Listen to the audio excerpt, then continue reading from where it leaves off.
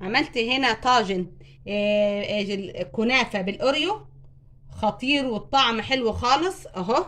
وعملت برضو معاه كاسات، حلو خالص تعمليه لاولادك وقت ما هما قاعدين بيذاكروا. احنا داخلين على المدارس على الترم التاني، كل سنة وانتم طيبين. اهي المنظر حلو خالص والطعم هيبقى خطير بالاوريو والكنافة اهو. والكريمة بتاعتنا متطعمة بالاوريو. هندخل الفيديو ونشوف الحاجة الحلوة دي عملناها ازاي. السلام عليكم ورحمة الله وبركاته، معاكم أسرار ست البيت. النهاردة إن شاء الله هعمل معاكم كنافة بالأوريو. النهاردة جايبة نص كيلو، أنا حطاه في الفريزر من بالليل علشان يبقى بالشكل ده، هو عشان أفركه بالشكل ده. لو عندك كبة ممكن تفركيه بالكبة، والأوريو هطحنه في الكبة برضو دلوقتي. هي بالشكل ده، هو تفركيه بالشكل ده معاكي اهو، اهو بالشكل ده. لو عايزه تنعميها خالص حطيها في الكبه، لكن لو عايزه تبقي تخلي فيها يعني حتت زهره كده من الكنافه، اعمليها بايدك زي كده وهي هتتفرك معاكي بكل سهوله. عشان حطها في الفريزر، اول ما تطلعيها على طول ما تسيبهاش لغايه ما تفك. لو فكت معاكي هتطرى، لكن بالطريقه دي اهي. بعد كده هحط عليهم كوبايه سمنه، واحط عليهم معلقتين كبار سكر بودره، واحطهم في الفرن. والاحظهم على طول كل شويه اقلب فيهم، او لو عايزه تحطيهم في على البوتاجاز وتقلبي فيهم على طول، قلبي فيهم لغايه ما يحمروا معاكي. انا عملتها معاكم الكنافه دي لما حشيتها بالجلاش وحمرتها بنفس الطريقه اهي.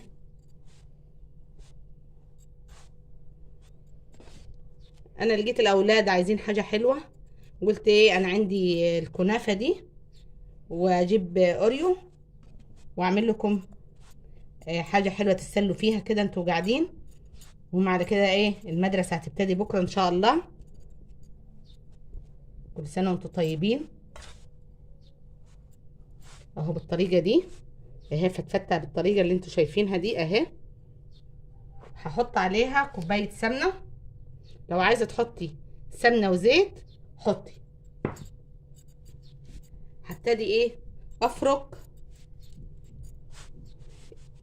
الكنافه بالشكل ده عشان تتغلف كل حته في الكنافه، تتغلف بالسمنه. لو لقيت السمنه قليله ممكن تحطي تاني. عايزه تعمليها بزيت ذره اعمليها، بس هي بتبقى حلوه خالص بالسمنه او بالزبده، بتبقى حلوه خالص بالطريقه دي. هي غلفتها كلها بالسمنه اهي. بعد كده احط عليها معلقتين كبار سكر بودره اهي بالطريقه دي. برضو اغلفها كلها كده. بعد كده احطها في الفرن واتابعها كل شويه لغايه ما تتحمر معايا، بس تتبهيلها عشان ما تتحرقش منك اهي بالطريقه دي. السكر كله اختفى بتاعي اهو. وهنعمل مع بعض الكريمه بالاوريو. هحط على الكريمه اوريو،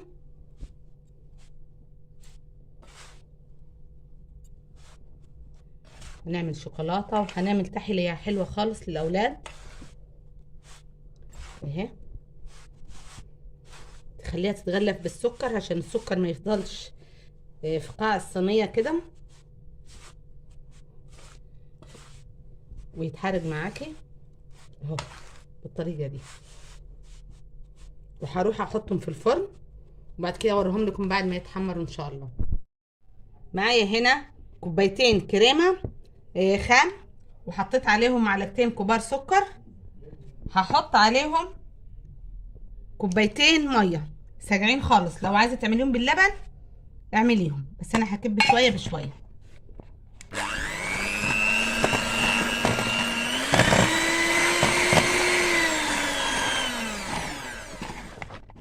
بس عشان ايه بدأ يفر معايا هضربهم بشويه.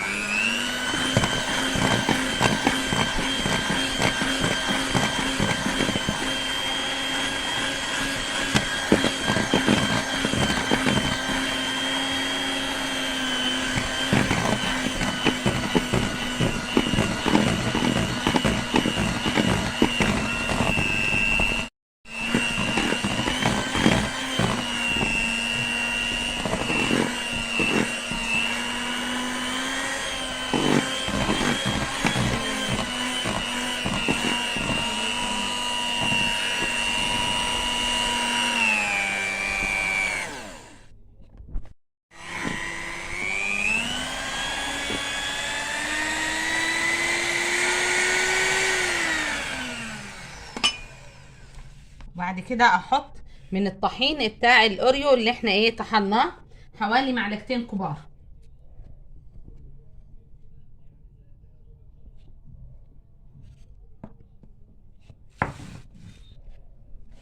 واقلب والتايب كده خليه يتجانس مع بعض اهو بالطريقه دي.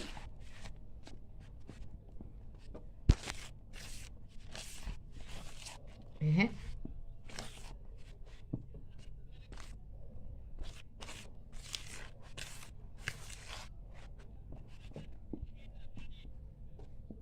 واحط معلقه كاكاو خام.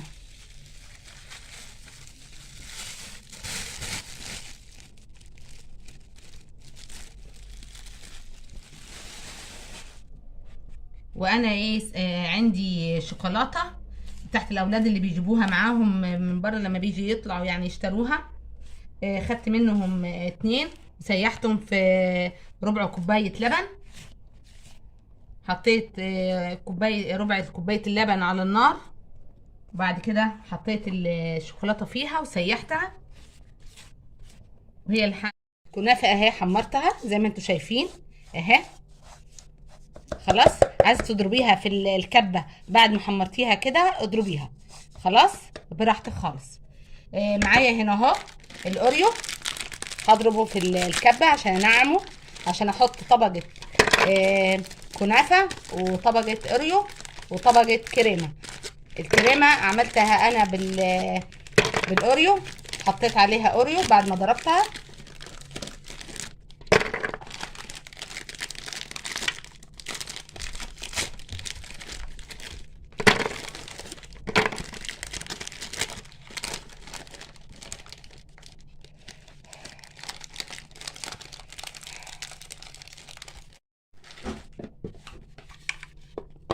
هنعمهم خالص، هحطهم بالكريمه بتاعتهم، مش هشيل منها الكريمه. يعني حبايه الاوريو دي هحطها كامله مش هشيل منها.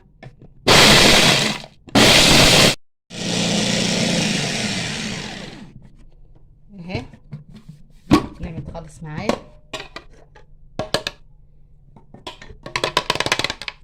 نوران بتقول يا ماما اضربي لنا الكنافه ما تسيبهاش كده اهو. هديها ضربه معاكم دلوقتي مكان الاوريو.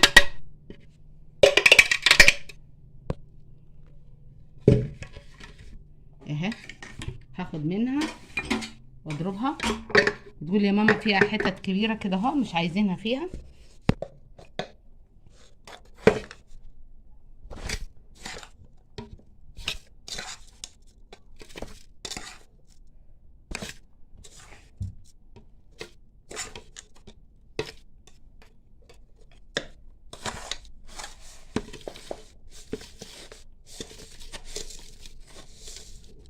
كلهم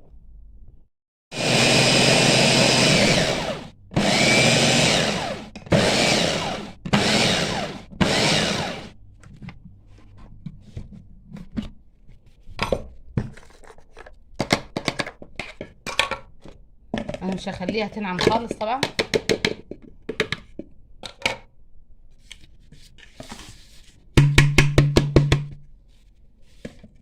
اهي.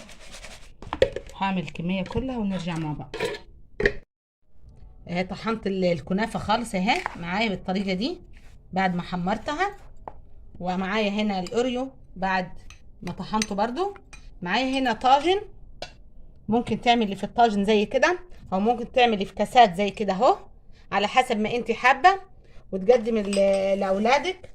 وممكن في علب برضو عند اللي بيبيع الكياس زي كده اهو، ممكن تجيبيها وممكن تعملي فيها، يعني اللي انت بتحبيه تعملي فيه. وجهزت طبعا الكريمه، ومعايا هنا شوكولاته سيحتها، حطيت عليها لبن وسيحتها على النار. ونبتدي نعمل مع بعض الطاجن بتاعنا اهو. تحطي طبقه كنافه كده حلوه من تحت،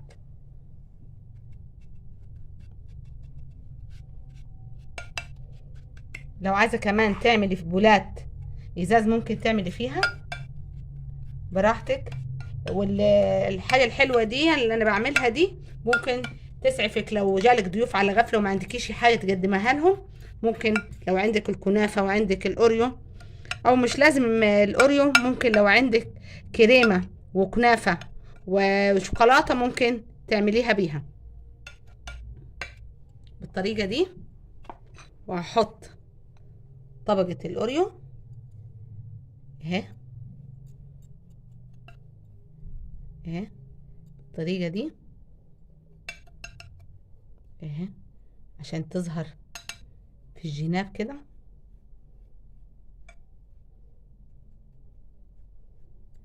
الملك عشان ايه ما يتخلطش كده على بعض اهي.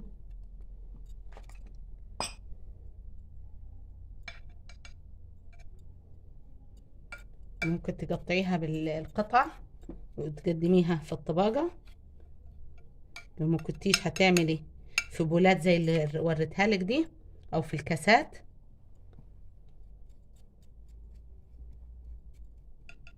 اهي بالطريقة دي.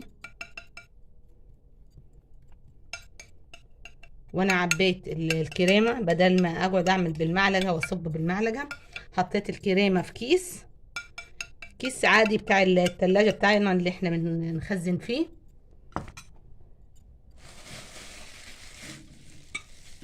وتفتحيه فتحة صغيرة من تحت كده بالمقص كده اهو اهي الحتة دي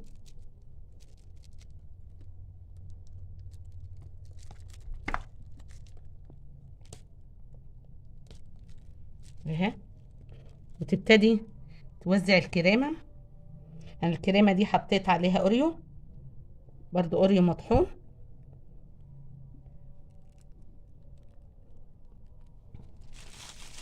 بالطريقة دي.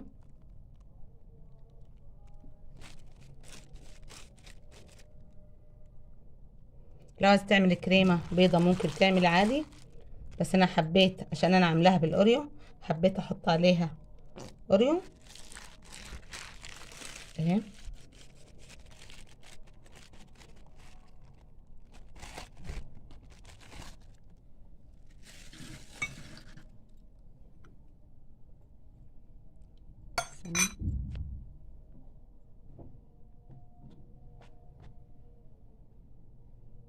اهي انا مهلك خالص عشان تطلعي الحاجة حلوة مظبوطة معاكي،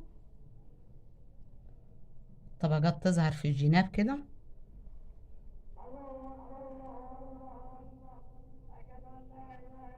اهي.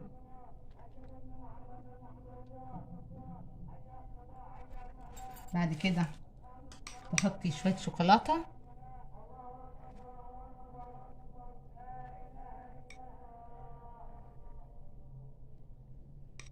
هي غنية وحلوة خالص.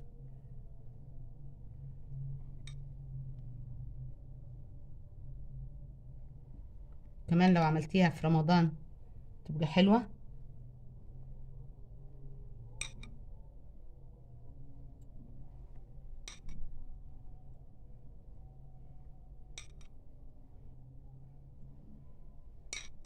بالطريقة دي. ونحط طبقة تاني كنافة على مهل خالص كده.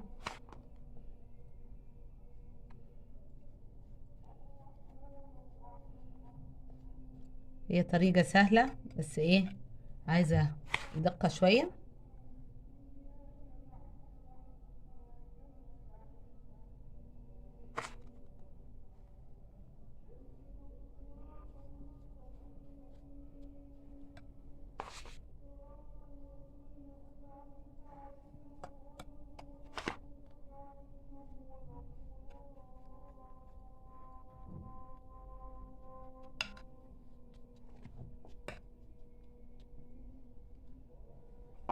اهو شايفين، هوريكم الطبقات، شايفين اهي، شايفين شكلها حلو خالص ازاي اهي. انا هعمل هنا نص ونص، هعمل نص ونص، هعمل نص كريمة ونص اوريو. دي الطبقة الاخيرة اهي، بس هبتدي اوزعها بالطريقة دي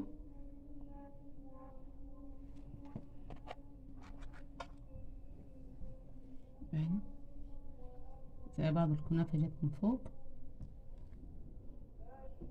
اهي. وهحط طبقة اوريو هنا،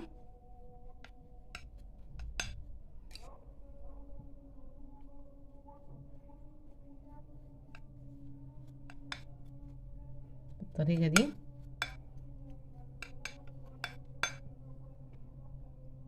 وبعد كده احط شوية شوكولاتة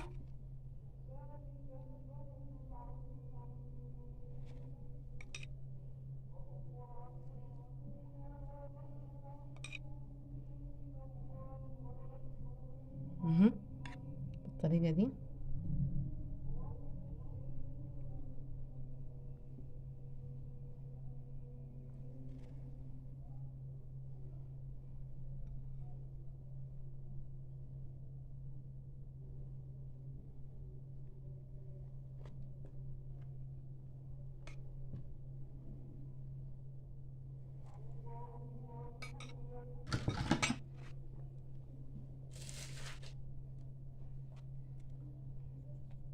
بعد كده احط بسكوت اوريو كده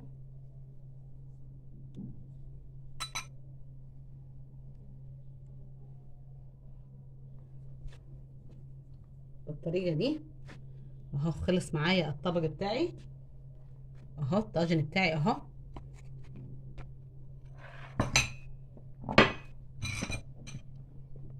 اهو شايفين الشكل، شكله حلو خالص وسهل. هبتدي اعمل كاسين معاكم.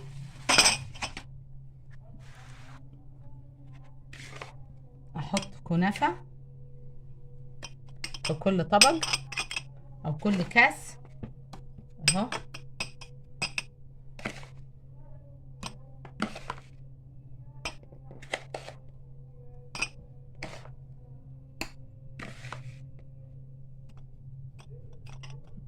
بالطريقة دي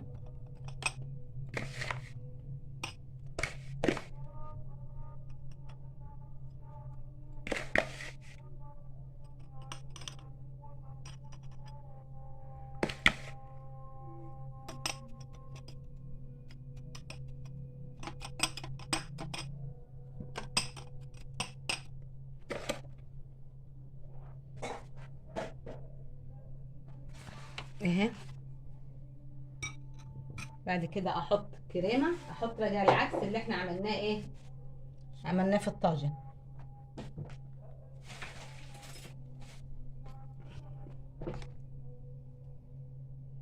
اهي.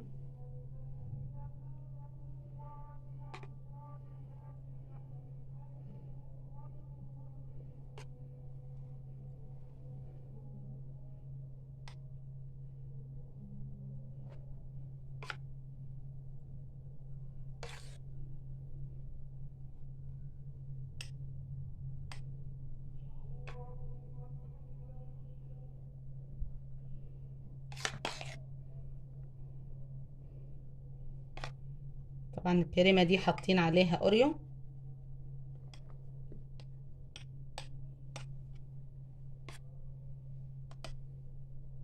هنمسح ده كله طبعا دلوقتي.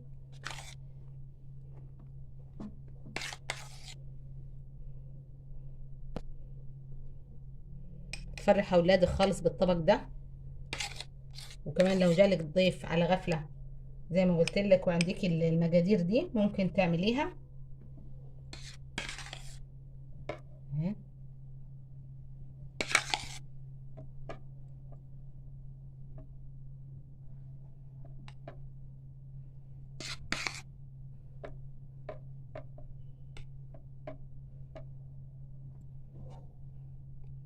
الطريقة دي اخر واحد.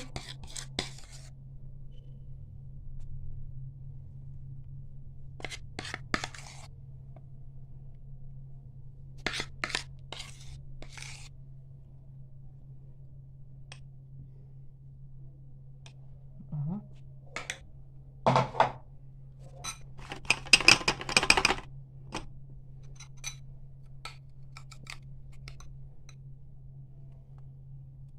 مهم.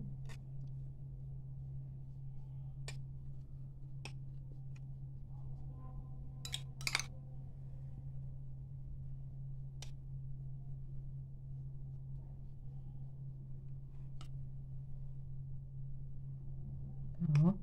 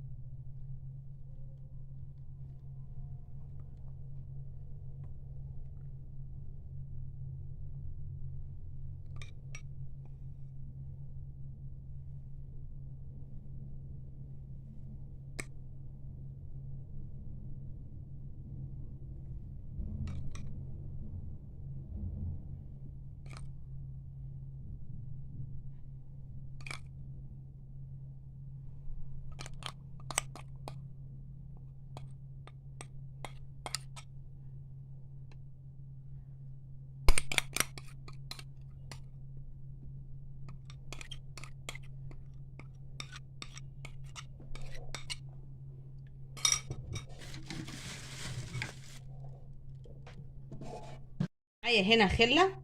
هنعمل بالطريقة دي اهي، نعملها نظام دواير كده اهو اهي، اي شكل يعني انت عايزاه هتعمليه بالطريقة دي اهي اهي. وبعد كده تعكسي اهي،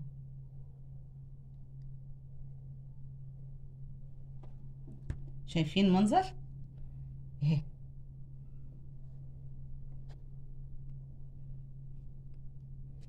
تعكسيها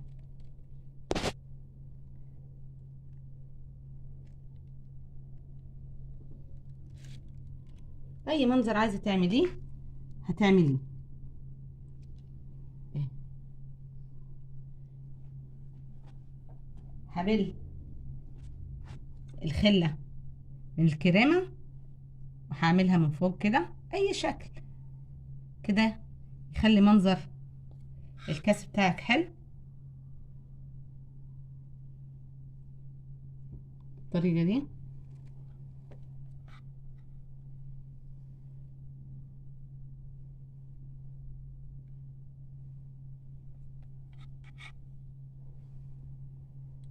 مهم.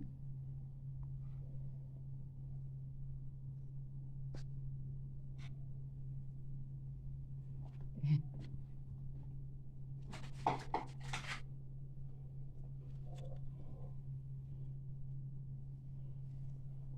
نحط كده واحده اوريو اهي. وادي الطبقين التونه الطاجن اهو والكاسات بالطريقه دي. ما خدناش وقت وخلصناهم بسرعه وحاجة حلوة تعمليها لأولادك اهي. وإن شاء الله تكون عجبتكم الوصفة وتجربوها. والسلام عليكم ورحمة الله وبركاته.